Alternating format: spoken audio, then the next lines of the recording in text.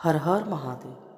शनिवार का व्रत ग्रह दोषों से मुक्ति दिलाता है और साढ़े साढ़े साती खत्म होती है और आप अपने जीवन में आगे बढ़ते रहते हैं। मगर क्या आपको शनिवार के व्रत के पीछे की कहानी मालूम है?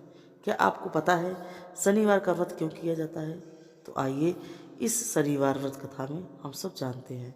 एक समय स्वर्गलोक में सबसे बड़ा कौन है, इस प्रश्न पर सभी नवग्रहों में वाद विवाद हो गया।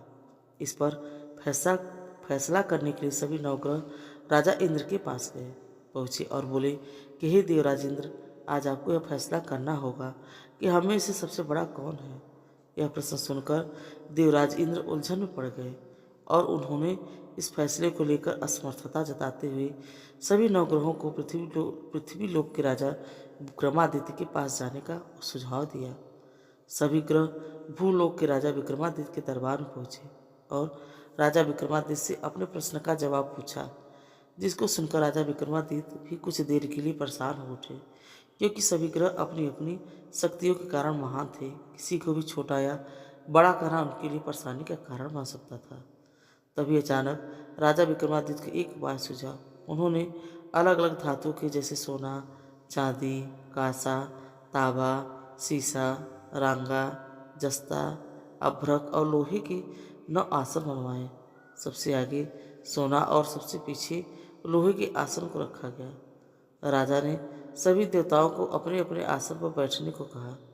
राजा विक्रमादित्य ने कहा, जो जिसका आसन हो ग्रहण करे।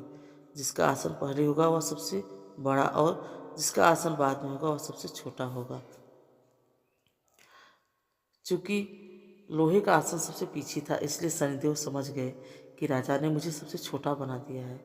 इस फैसले से शनिदेव नाराज होकर बोले, हे राजन, तुमने मुझे सबसे पीछे बिठाकर मेरा अपमान किया है। तुमने मेरी शक्तियों से परिचित नहीं हो।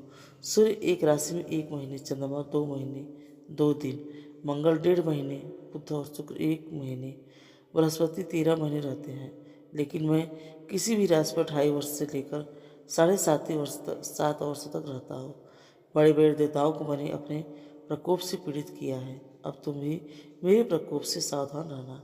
इस पर राजा विक्रमादित्य ने कहा, जो कुछ भाग्य में होगा देखा जाएगा। कुछ समय बाद राजा विक्रमादित्य 7.5 की दशा आई तो शनिदेव ने घोड़े के व्यापारी का रूप धारण किया और बहुत से घोड़ों के साथ विक्रमादित्य के नगर पहुंचे।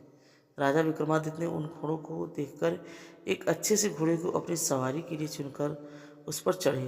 राजा जैसे ही उस घोड़े पर सवार हुए, वो बिजली की गति से दौड़ पड़ा और तेजी से दौड़ता हुआ घोड़ा राजा को एक जंगल में ले जाकर चला गया और फिर वहाँ राजा को गिराकर गायब हो गया।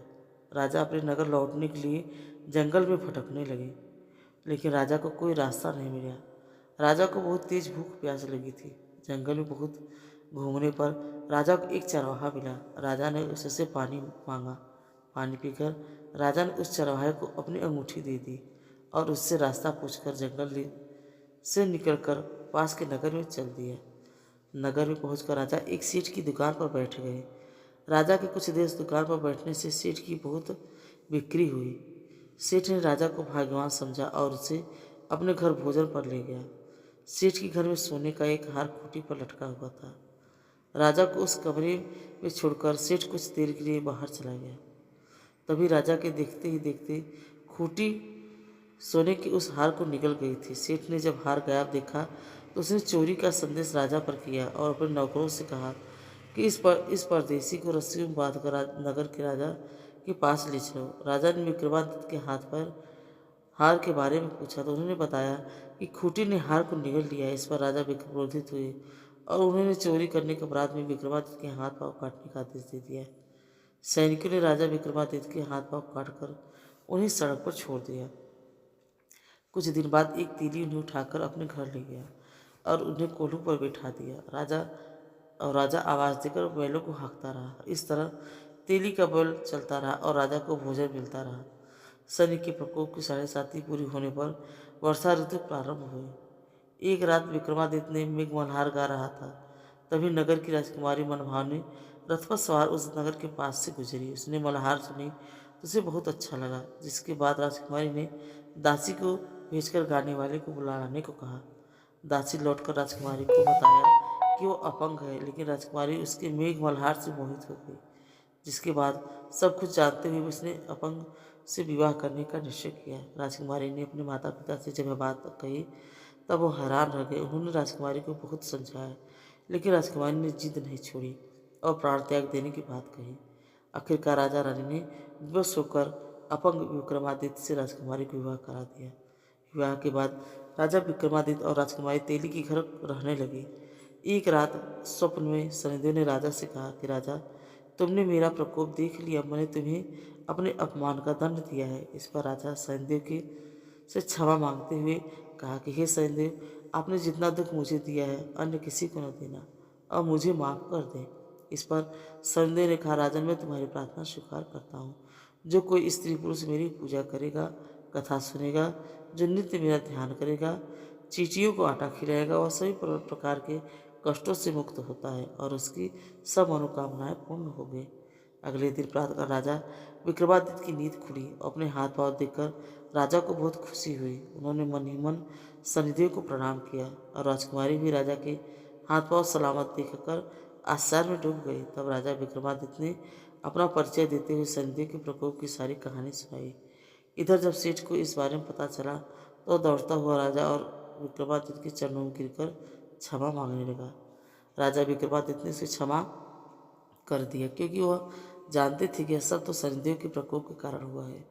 सेठ राजा विक्रमादित्य को पुनः अपने घर ले गया और उसे भोजन कराया। भोजन करते समय वहाँ सबने सामने उसी कुटी ने हार को उगल दिया। सेठ ने भी अपनी बेटी का विवाह राजा के साथ कर दिया और बहुत से स्वर्ण आभूषण देकर आदि देकर राजा को विदा किया।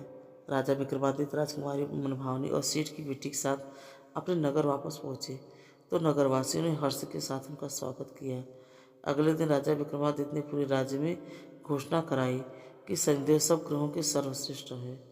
प्रत्येक स्त्री पुरुष शनिवार को उनका व्रत करें और व्रत कथा अवश्य सुने। तो भक्तों, आपको यह कथा कैसी लगी? अगर आपको यह कथा अच्छी लगी हो तो कमेंट में हमें ज़रूर बताएं। अगर आप हमारे चैनल पर नए हैं तो प्लीज़ हमें लाइक और सब्सक्राइब जरूर करें। हर हर महादेव।